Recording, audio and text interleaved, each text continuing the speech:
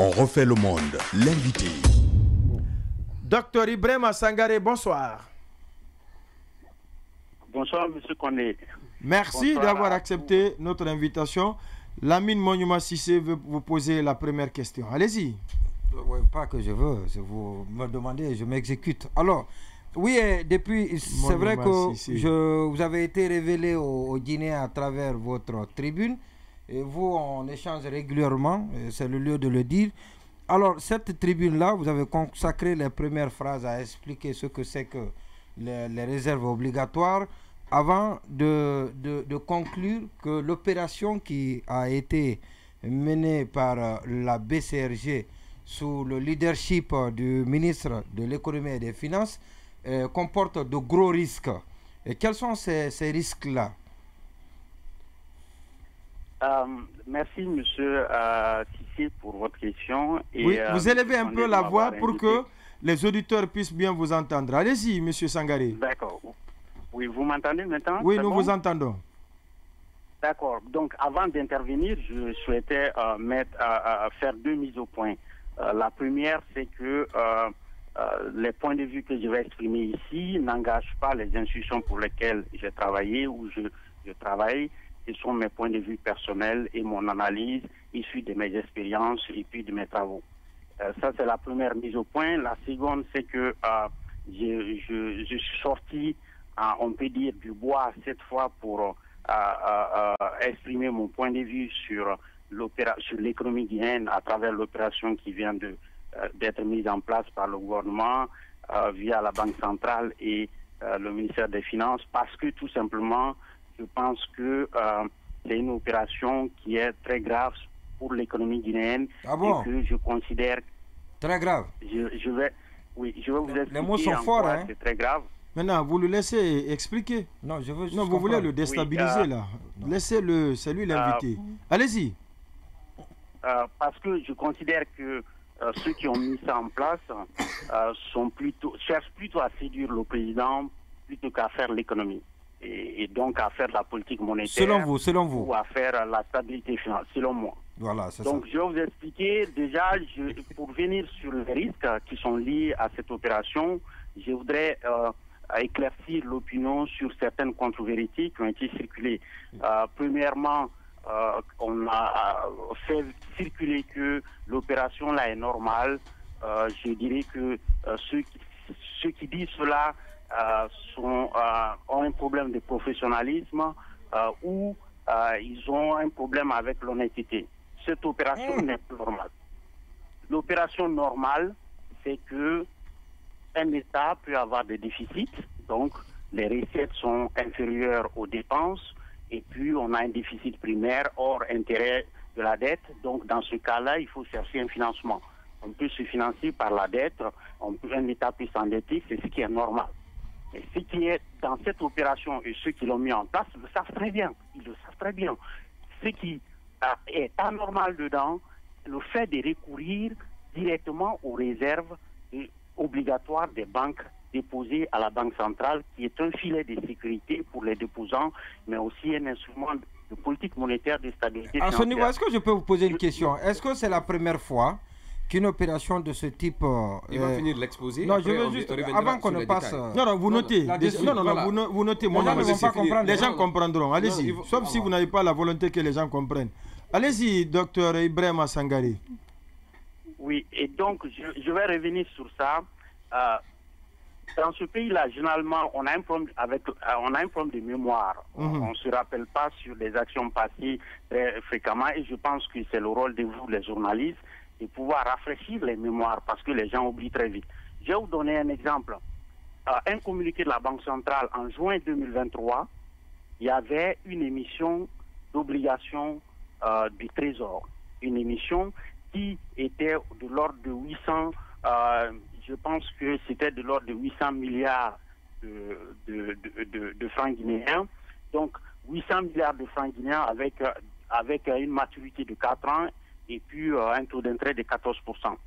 Cette émission d'obligations du Trésor, c'est à peu près l'endettement de l'État et il se fait normalement sur un marché libre. Et donc on ne va pas fonctionner dans les réserves obligatoire. Qu'est-ce qu'on fait? On fait appel public à l'épargne, donc les banques peuvent souscrire ou pas. Mais lorsqu'on n'a pas de crédibilité aux yeux des investisseurs, notamment les épargnants, que ce soit les banques, les grandes entreprises et les citoyens guinéens qui peuvent souscrire au titre des dettes de l'État. Lorsqu'on n'a pas cette crédibilité, on va faire un accord en dessous de table pour pouvoir ponctionner les réserves obligatoires. D'ailleurs, vous verrez que dans l'histoire de la Guinée, c'est la première fois qu'on ponctionne dans les réserves obligatoires. À chaque fois qu'on essaie de faire ça en matière de politique monétaire ou en matière de financement de l'État, on connaît les résultats, c'est l'inflation, la dépréciation de la monnaie. Et ça, c'est le premier élément. C'est pas normal parce que tout simplement, il y a la récupération des réserves obligatoires qui sont un instrument de politique monétaire et qui ont un rôle dans l'économie. Un rôle pour la stabilité financière du pays. Le deuxième élément pour dire que qu'il y ait une contre-vérité, c'est dire que ça se fait partout, en Côte d'Ivoire. Mais en Côte d'Ivoire, au Sénégal ou ailleurs, ce qui se fait normalement, c'est l'endettement de l'État à travers les obligations de trésor. On met les titres de dette sur le marché, mais avec la confiance que l'État a sur sa gestion publique, les investisseurs viennent librement. Mais on ne va pas les retirer encore une fois les réserves obligatoires pour pouvoir financer ça. Et ça ne se fait pas. Lorsqu'on fait cela, on est en train de faire la planche à billets déguisée. Puisque, en fait, depuis janvier déjà, vous avez vu, je vais vous rappeler quelque chose que vous allez voir.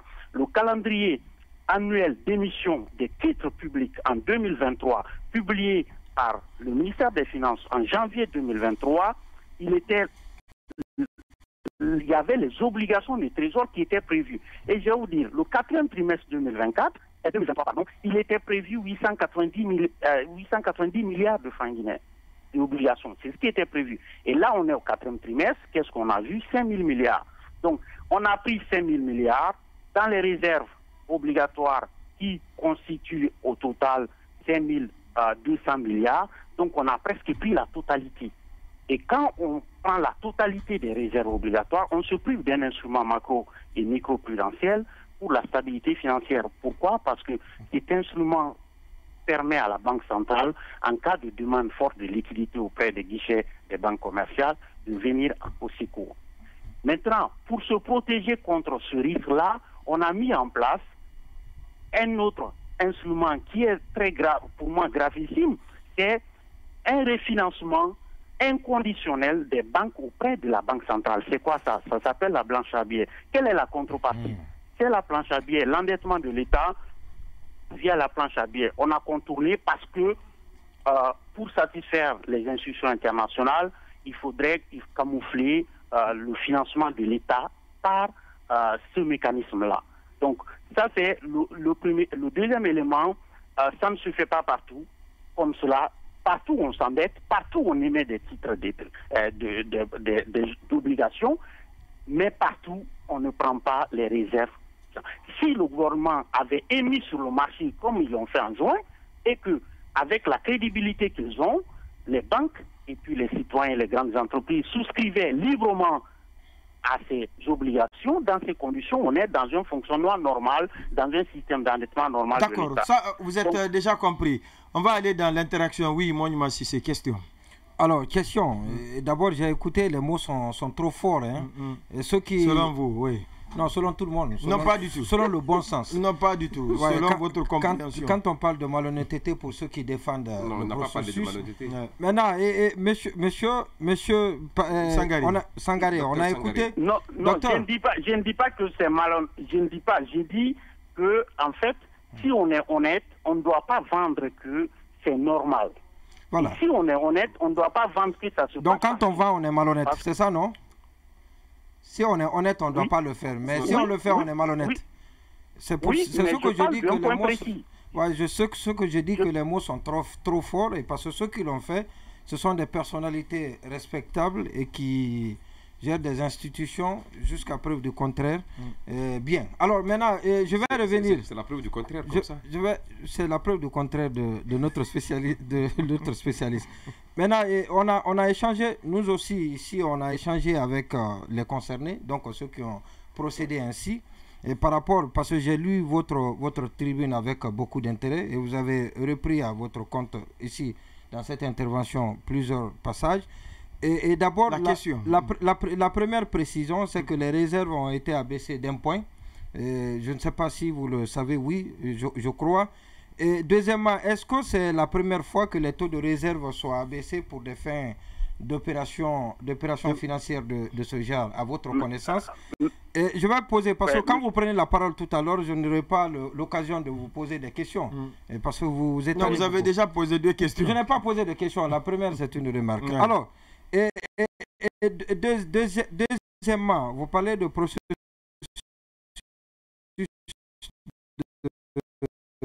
de refinancement. Ou bien je vous laisse répondre, après je reviens à la charge. Oui, c'est mieux. D'accord. Non, posez la question rapidement. Posez la deuxième question. Posez la deuxième question, monsieur Sissi. Alors, vous posez la deuxième question. Oui, allez-y. Alors, par rapport à vous dites que c'est une opération qui se passe en dessous de table, entre un accord qu'on a trouvé entre les banques et l'État, mais ce n'est pas l'avis des banques. Les patrons des banques que nous avons demandé, ils sont d'ailleurs très enthousiastes avec cette démarche. Ils adhèrent à l'option, à la démarche. Ils ont un intérêt, ils défendent leur intérêt. Cette démarche, bien évidemment. D'accord. Allô, monsieur, vous êtes là? Oui, mais alors on va partir avec lui, il va répondre à ces questions. J'ai comme l'impression que moi, il m'avait joué au temps.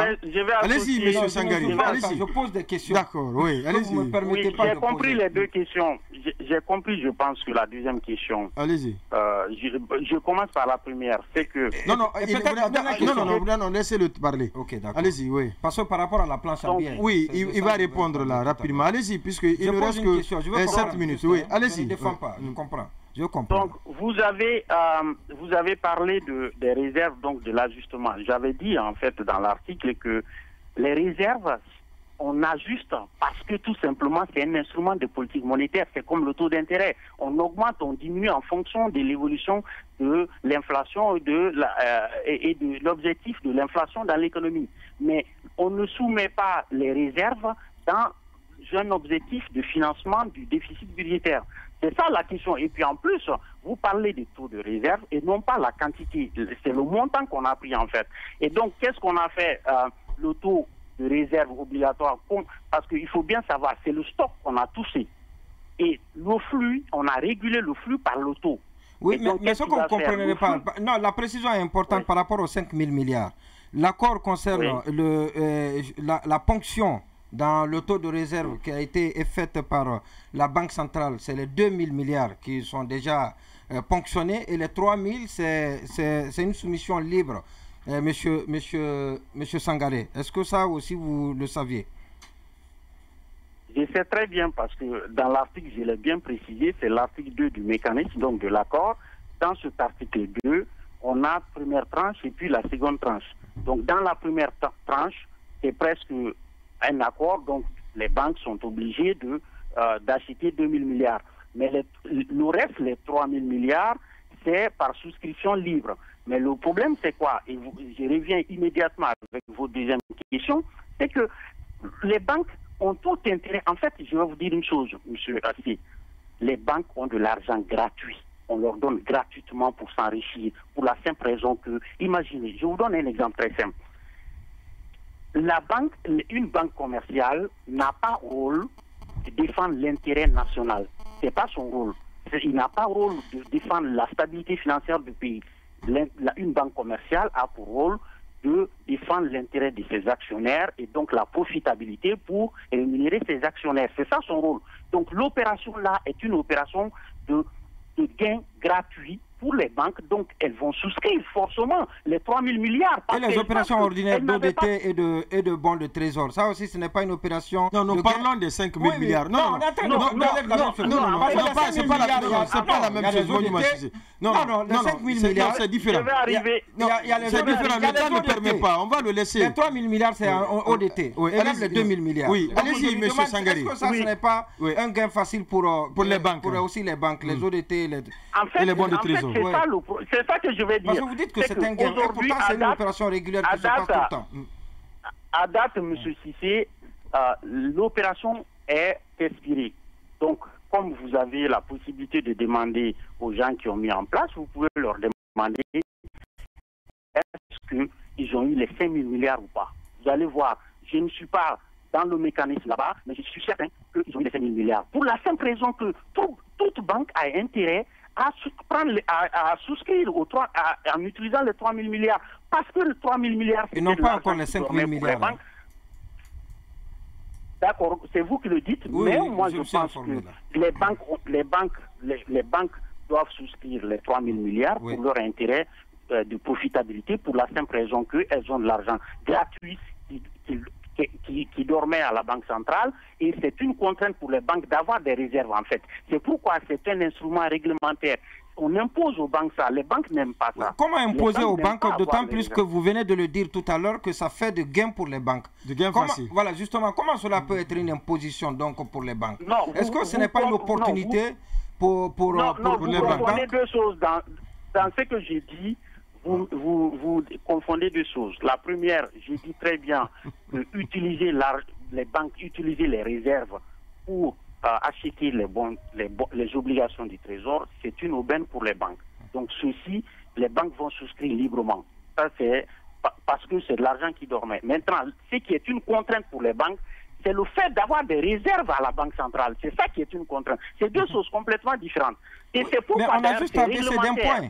Mais dites-moi, entre cette opération et la planche à billets, qu'est-ce qui est sain? Qu'est-ce qui est l'opération, le financement sain dans une opération, dans une politique monétaire? Monsieur Cissé, je vous ai dit dès le début à l'entame que pour moi, l'opération est une planche à billets. Il n'y a aucune différence. Donc la seule différence, c'est que... Oui, la seule différence, c'est que cette opération est déguisée. Passons à l'autre en disant que c'est quand ça sert l'investissement, que ce n'est pas une planche à billets. D'accord. La recherche, vous l'avez dit que proportionnellement, il n'y a pas une recherche dans votre tribune, que la recherche n'a pas été proportionnellement créée. Et cette richesse-là, est-ce que ce n'est pas cette richesse que vous invoquez, la création que vous invoquez dans votre tribune-là, ce n'est pas l'investissement qui peut créer cette richesse-là? Parce que ça va pas dans la consommation, ça va pas dans la consommation, dans le salaire, mais c'est plutôt dans l'investissement. Est-ce que cela ne peut pas générer cette richesse proportionnelle? Voilà, monsieur. En une minute, docteur Sangari. Oui, en une minute, voilà aussi une contre-vérité qui est circulée. On vous dit, et vous l'avez été le premier à dire là-bas, que c'est pour financer le déficit. Et attendez, attention, les économistes savent la différence entre le déficit et les dépenses d'investissement. Les dépenses d'investissement sont une partie du déficit. Or, les 5 000 milliards tels que décrits par les auteurs, c'est pour financer le déficit. Non, donc, les 2 000... investissement et autre chose. C'est pas un débat entre vous. Non, la question... Non, il est déjà l'heure, mon nom, Cissé. Non, si vous voulez, on l'appelle, on instaure un débat entre vous. Non, il n'y a pas de débat. Ah si, non, vous vous comportez en co-débatteur là. Allez-y. Revenons maintenant à l'investissement. Pas du tout. L'investissement, la partie du déficit qui est associée à l'investissement, donc une partie des 5 000 milliards, si ça va à l'investissement n'est rentable que si c'est un investissement productif. Je peux donner un exemple. Pour moi, un investissement productif, quand vous faites, et là ça va vous surprendre, hein, parce que les économistes savent ça, si vous faites la route Conakry-Kindia, Conakry-Zérékouré, Conakry-Bouquet, c'est de l'investissement productif. Pourquoi? Parce que ça va créer de l'activité entre les villes et il y aura la circulation des marchandises et tout. Ça, c'est l'investissement productif. Mais si vous rénovez un bâtiment de l'administration ou bien vous construisez, vous rénovez les bureaux de l'administration ou même une... Comme c'est le cas aujourd'hui à Conakry. De Conakry, cela n'est pas de l'investissement productif. D'ailleurs, je vais vous donner un exemple. Est-ce que les routes de Conakry, les rénovations des routes de Conakry a réduit l'embouteillage à Conakry. Je pose la question.